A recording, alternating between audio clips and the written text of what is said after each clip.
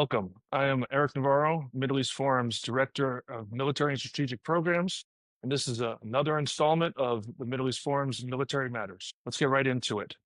Iran returns to the fore. The defense minister of Iran issued direct threats to the U.S. and Western Europe, saying that its new advanced missiles could strike those targets directly. Now, there's questions about whether this is bluster or not, but there are reports of Iran rearming, and with potentially China's help.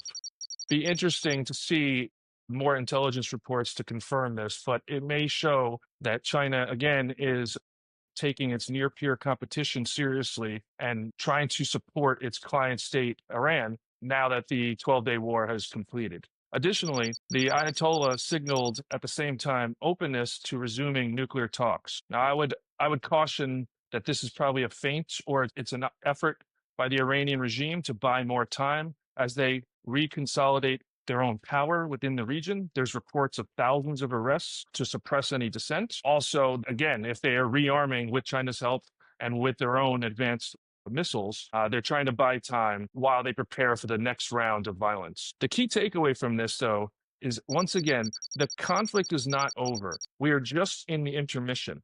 It's a pause. Until the regime is changed, the threat will remain. And the Israelis even recognize this with a spokesman openly talking about potentially restriking new targets in Iran. So be on the lookout for that, and the U.S. must be prepared to wage war against the Iranian regime. Okay, the next threat to assess is the Houthis. Bottom line is the Houthis persist in their threats to the region and to U.S. and global interests. The IDF recently intercepted another ballistic missile launched by the Houthis. Also, the Israeli Navy struck a power plant in or near Sana'a in retaliation for the continued aggression by the Houthis. Even on August 20th here, there's a propaganda video of the hostages, the crew that was taken hostage from the Eternity Sea, the Greek-owned ship that the Houthis attacked weeks ago. By the way, there's, as an aside, that just shows the linkage with hostage taking amongst these terrorist groups, as the same thing as what Hamas has done with the Israelis in Gaza. The key point there is don't let them take hostages and don't negotiate with the hostage takers. But at the end of the day, the Houthis' persistence leads to one recommendation. They must be eliminated. You can't just bomb them and then call for a ceasefire and then end the operations and think that that is all that is required. The Houthis continue to menace global shipping. They continue to pose a threat to the region and to Israel. And so they must be dealt with swiftly and forcefully. That needs to be the end goal of any comprehensive strategy. The next country to be concerned with is Syria. Now, in war, there's this term fog and friction, right? That's to deal with the uncertainty, the incomplete information you get as a commander. I have to admit, there's a lot of uncertainty with the Syria situation. The recent sectarian violence has been quelled, but for now, there's a tentative ceasefire still holding. Interestingly enough, the Druze in Slata showed open support for Israel and for Israel annexing the area, which they came under great pressure as a result of that. But it's interesting that they did that publicly. The latest news also is Syria's top diplomat actually met with an Israeli delegation in Paris, I believe. That's the first time they openly, publicly admitted to meeting with the Israelis. So the question is, where does the diplomacy lead? Again, there's a whole spectrum of instrument of powers to be used here. President Trump's meeting with the new president of Syria, the actions taken with respect to the sectarian violence and the Israeli airstrikes, then ceasing that, but still pursuing diplomacy even in the wake of that violence. That leads to, again, the question, where does this lead?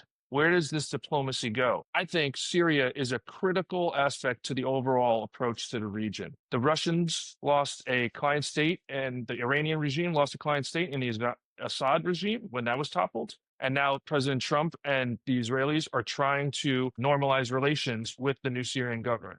We'll have to see where this progresses. Last week, I talked about the risks posed by the impending Israeli Gaza City operation. Well, that operation looks imminent now. The plan has been approved to call up over 60,000 IDF reservists. Remember, I said how this operation and the long war that's been waged in the wake of October 7th is stressing the Israeli public. You're seeing protests against this operation. You're seeing more calls for deals to be made to get the hostages back. This is what happens when the wars are prolonged, especially in democracies. Hamas now is signaling willingness to do a deal, to do a 60-day ceasefire and return some hostages. At the same time, global pressure has been intensifying on Israel throughout this entire operation, and now with the announcement of the invasion and occupation of Gaza City. What I think is there's a key risk that needs to be discussed or ascertained here. Is this a half measure? Going only into Gaza City and for what, 1 to 2 months to root out the remainder of Hamas and to let some non-combatants leave? I don't know if that's going to actually achieve lasting victory. It seems to me that it's a half measure, that it's not going full way, that there's no commitment to a long-term plan. So I would be wary of embarking on such an endeavor. The bottom line conclusion here, though, is when taking on these types of fights, speed is of the utmost importance.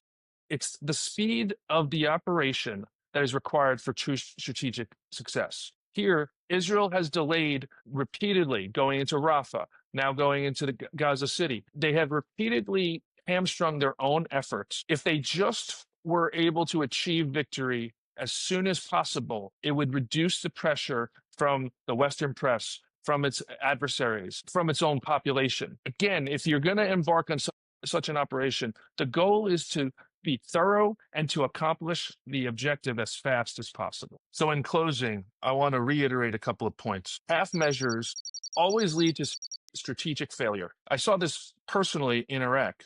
We decided to invade and depose the government, but then we didn't want to take possession or full occupation of the country to rebuild it, right? This happens all the time. This can't be a half measure. If you're going to eliminate Hamas, you must eliminate Hamas.